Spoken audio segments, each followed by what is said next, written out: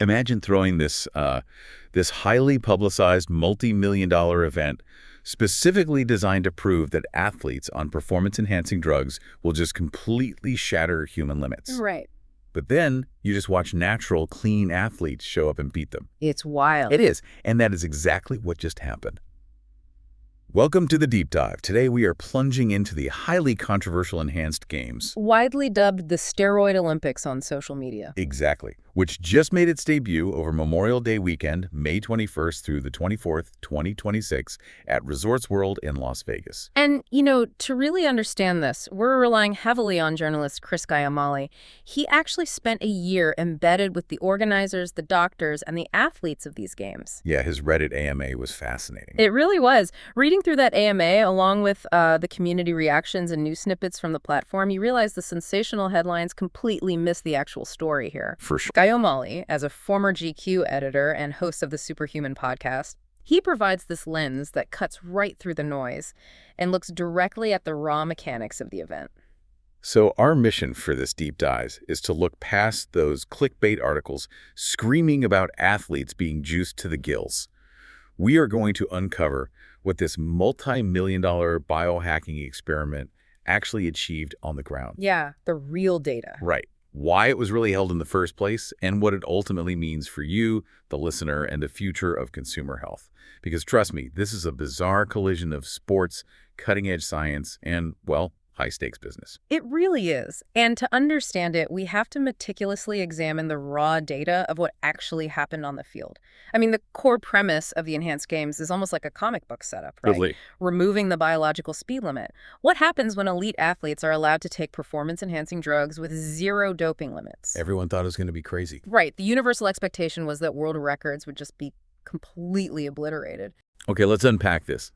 Because the results were overwhelmingly described by observers on the ground as an incredible failure. Yeah, highly underwhelming. The twist I mentioned up top is still blowing my mind. In an event custom built to showcase the absolute peak of chemically enhanced human potential, 3 completely clean athletes beat out the enhanced competitors to win their events. Which is just, seeing natural athletes outcompete scientifically optimized individuals forces us to question the actual efficacy of the entire chemical program. Absolutely. But, to be fair to the physiological data, we do have to look at the severe environmental conditions they were subjected to. Oh man, the logistical disaster of this event, it cannot be overstated. They held this grand experiment in Las Vegas in late May in 95-degree heat. With no roof? Without a roof. Athletes competing in intense land-based events like sprinting and powerlifting were just baking in the desert sun. And from a data perspective, failing to control the ambient temperature completely invalidates the biological experiment. It has to, right? Yeah. Performance-enhancing drugs often increase muscle mass and elevate baseline metabolic rates. So when you pack an immense amount of dense muscle onto a human frame, that body generates a tremendous amount of internal heat during peak exertion. Makes sense.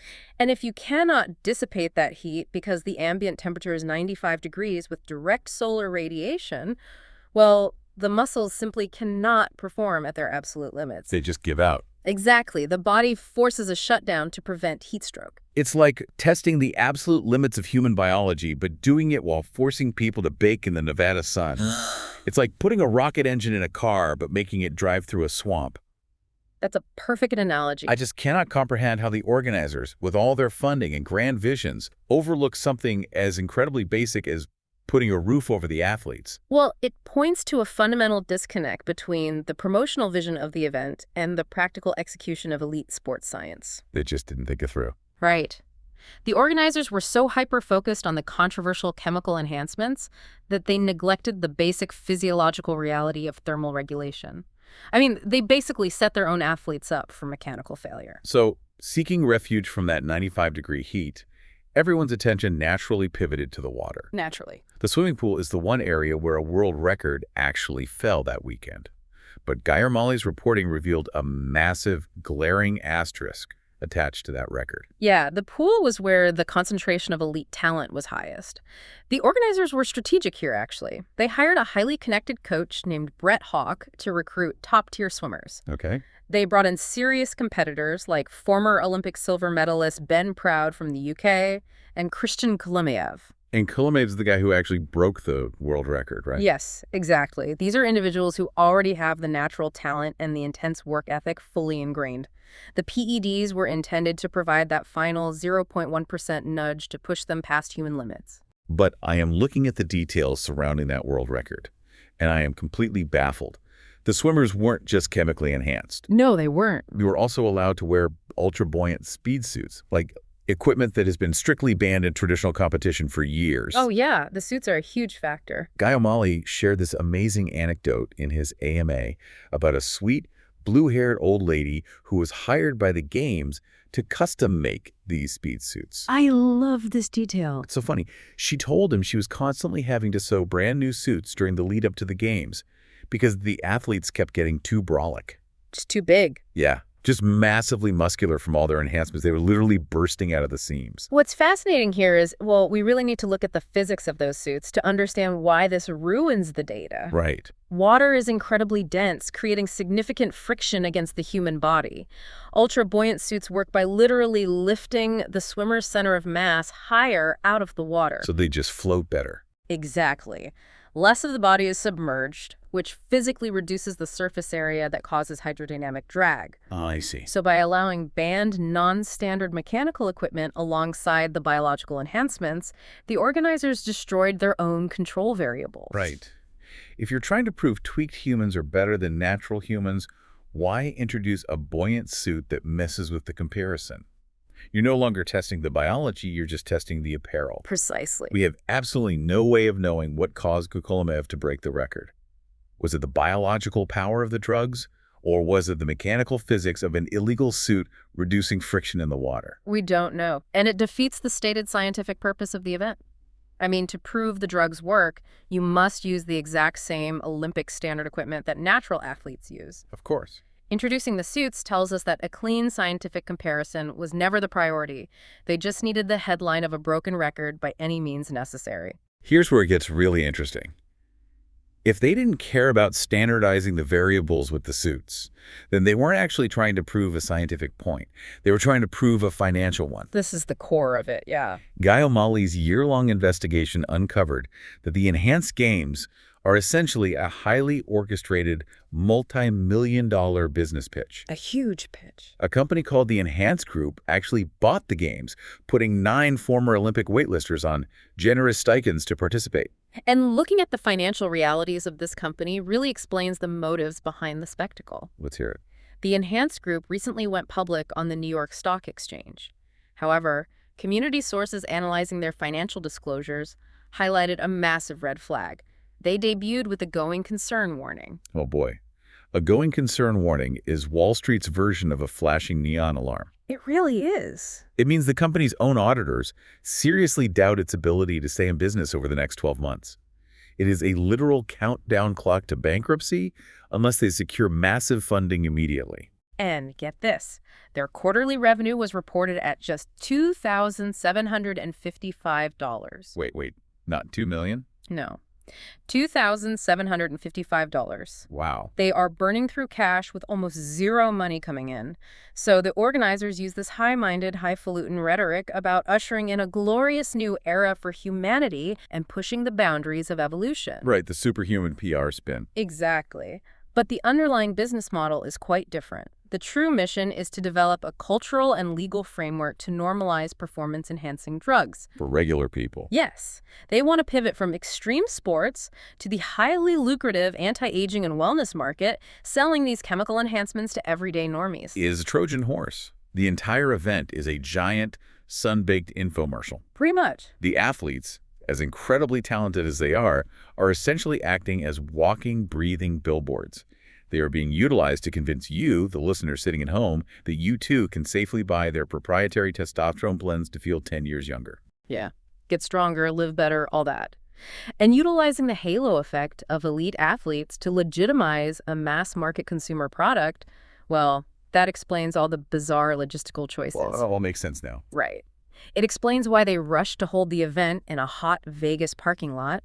And it explains why they allowed illegal speed suits to guarantee a world record. To get the headline. Exactly. Yeah. It was a flash-in-the-pan marketing campaign designed to secure investor funding before their going concern clock ran out. But looking at this as a desperate marketing pitch for a struggling biotech startup, it brings up the human cost.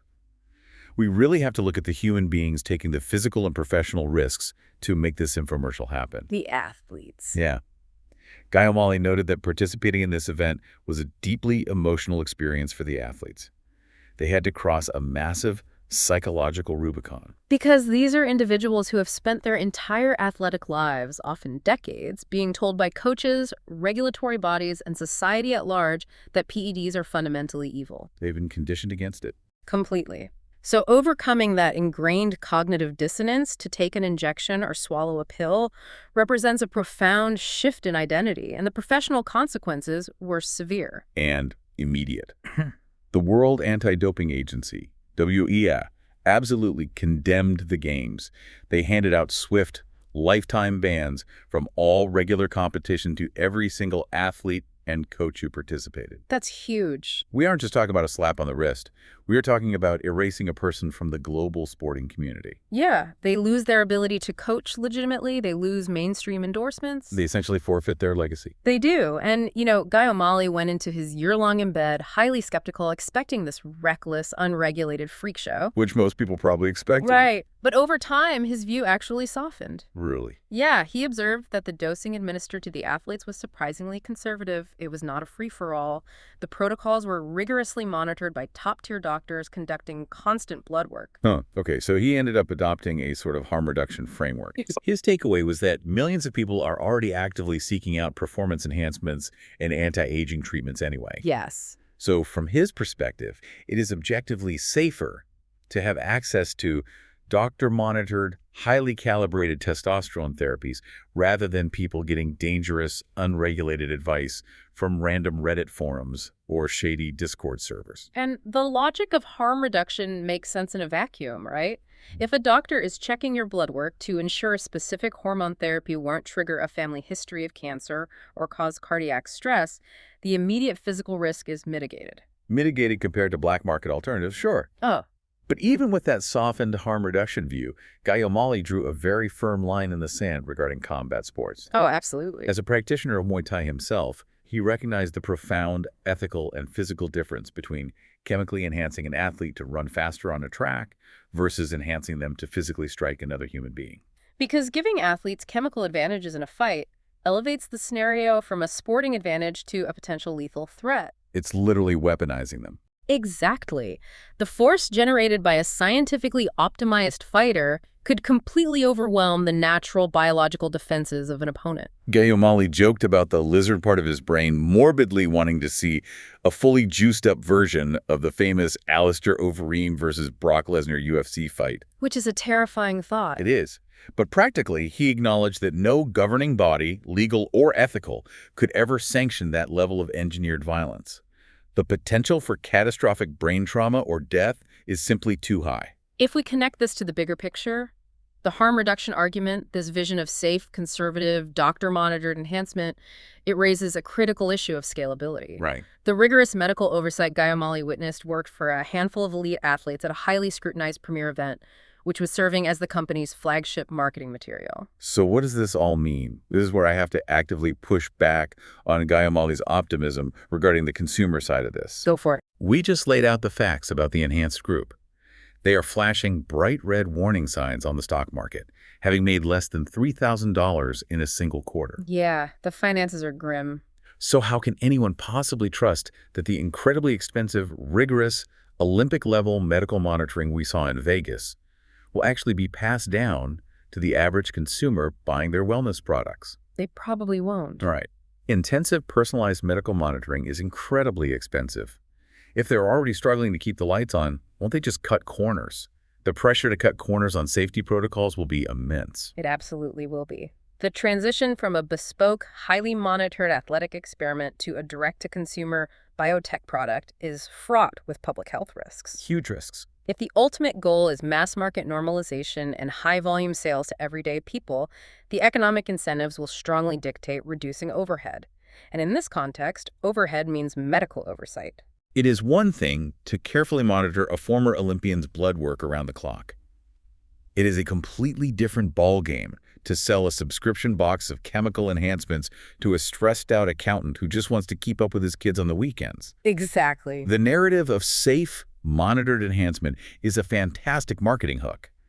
But the reality of a struggling, publicly traded company is that profit margins eventually dictate the level of care.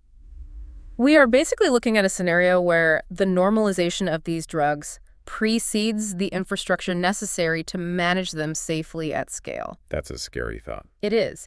The enhanced games provided the spectacle to drive the cultural conversation, but they haven't provided a sustainable blueprint for public health. Bringing this all together for you listening at home. The enhanced games promised the world a breathtaking look at a superhuman future. But that's not what happened. No.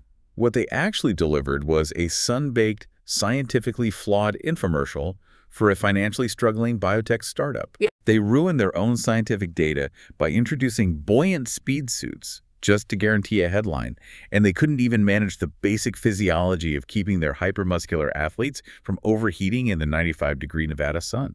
And yet, despite the logistical failures, the compromised data, and the glaring financial motives, the event successfully accomplished one major objective. What's that? They forced a global conversation. They really did. They dragged the quiet, back-alley reality of performance enhancements out into the blazing light of day, initiating a very real public dialogue about the normalization of these drugs for the average person. And that leaves us with a final, somewhat unsettling thought to mull over. We started this deep dive talking about boundaries, the biological speed limit we all naturally accept as a defining characteristic of sports. Right. But if doctor-prescribed chemical enhancements become fully normalized, if they become just another commercially available product you pick up to feel 10 years younger, where does that trajectory end?